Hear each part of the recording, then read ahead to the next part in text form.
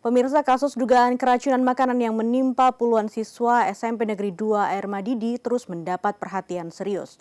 Pemerintah Kabupaten Minahasa Utara melalui Dinas Kesehatan bergerak cepat bersama BPOM Manado untuk menelusuri sumber keracunan. Langkah konkret yang diambil adalah dengan mengumpulkan sampel makanan, bahan baku hingga peralatan pengolahan di lokasi. Seiring bertambahnya jumlah pasien yang menjalani perawatan di rumah sakit, upaya penyelidikan untuk mengidentifikasi sumber keracunan terus dimaksimalkan.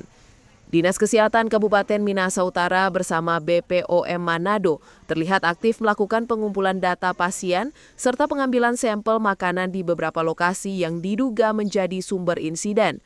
Lokasi pengambilan sampel tersebut termasuk SPPG Air Madidi dan area Sekolah SMP Negeri 2 Air Madidi.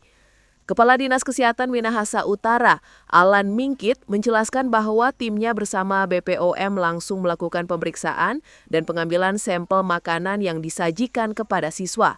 Pengambilan sampel ini dilakukan secara menyeluruh, meliputi makanan jadi, bahan baku, hingga peralatan pengolahan, serta beberapa kantin yang ada di sekitar sekolah.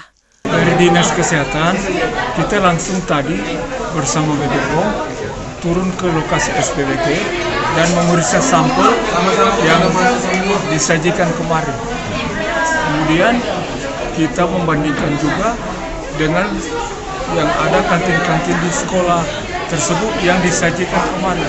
Karena ada beberapa anak ada makan ayam geprek dan menu lainnya sebelum mengkonsumsi. Sehingga perbandingan ini kita harus melakukan penelitian.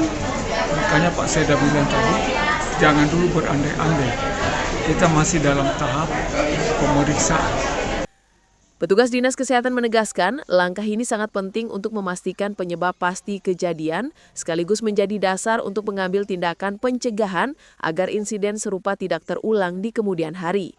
Brian Umboh melaporkan untuk Kawan WA TV.